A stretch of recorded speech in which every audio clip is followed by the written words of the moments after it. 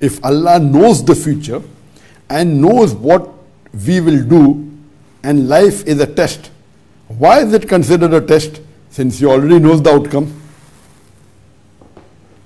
That's a very good question. That if Allah has ilm-e ghaib, He has knowledge of the future, and if this life is a test, Allah knows very well whether you're going to pass the test or not. So if Allah knows you're going to pass the test or not, then what is the use of the test? Brother, the life is a test not for Allah, the life is a test for you. The life is a test for me. Allah says in the Quran in Surah Mulk chapter number 16 verse number 2, Alladhi khalaqal mawta wal hayata. It's Allah who has created death and life to test which of you is good indeed. So the test is for us, not for Allah. Just because Allah knows the result, the test is not for Allah, the test is for human beings.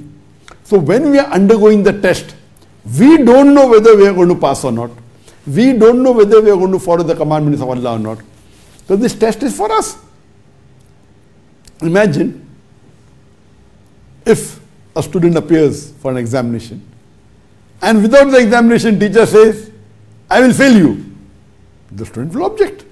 So imagine if Allah doesn't let us undergo this test in the world and Allah directly put you in heaven, you will be happy, okay, Allah put me in heaven, no problem.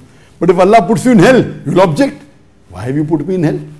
Have I done something wrong? Allah says, no, I know that if I put you in this world, you will do sin. But I have not done any sin. No, I will make ghaib. Will you agree? You will say no. In the Quran, Allah says very clearly that even the kuffar will not object to the justice of Allah on the Day of Judgment. They will only say that give us one more opportunity, and Allah said it will too late. That means we are undergoing this test. On the Day of Judgment, in Akhirah, our organs will be our witness. Our eyes will be our witness. Our ears will be our witness. Our hands will be our witness. So on the Day of Judgment, when we have led this life, and when we die, and when we resurrected, no one will object to the mercy of Allah. So Allah is not undergoing the test. We are undergoing the test. Allah is in my gap. Allah says in the Quran that when a person is born, the fatir, that the destiny is wound around his neck. Allah knows. Allah is in my gap.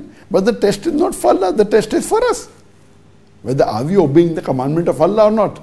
So, just because Allah knows the result, that does not mean that what is the use of the test. The test is for us. And if we pass the test, if we follow the commandments of Allah subhanahu wa ta'ala, if we follow the Quran and the Sahih Hadith, inshallah we'll go to Jannah. And there are levels in Jannah. Jannah is there, Jannat al-Firdaus is there, Jannat al-Firdaus al-Ala is there. So all the, depending upon how well you fare, you will get a reward. If you fail, you will go to hell. So the test is for the human being. And secondly, if you read the Quran, in several places, Allah says that we said to the angels, bow down. All bow down except Iblis. Iblis was among the disobedient. Then Allah punishes him. Then Iblis requests Allah, mentioned in Surah Baqarah, that please give me respite. Respite means delay by punishment. And if you give me respite, I will surely misguide your servants. Allah replies, those who are my servants, you will never be able to misguide them.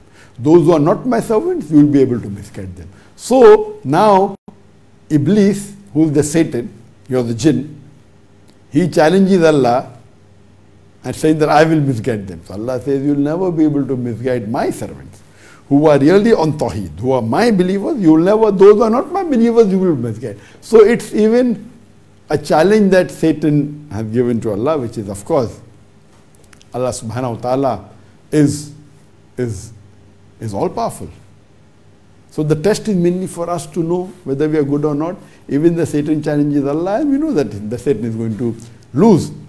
But the main thing is, as Allah says in the Quran, in Surah Mulk chapter 16 verse number 2, Alladhi khalaqal mawta wal hayata. Allah has created death and life to test which of you is good indeed. So this test is mainly for us and not for Allah subhanahu wa ta'ala. And if we undergo this test, there is proof whether we have passed or not.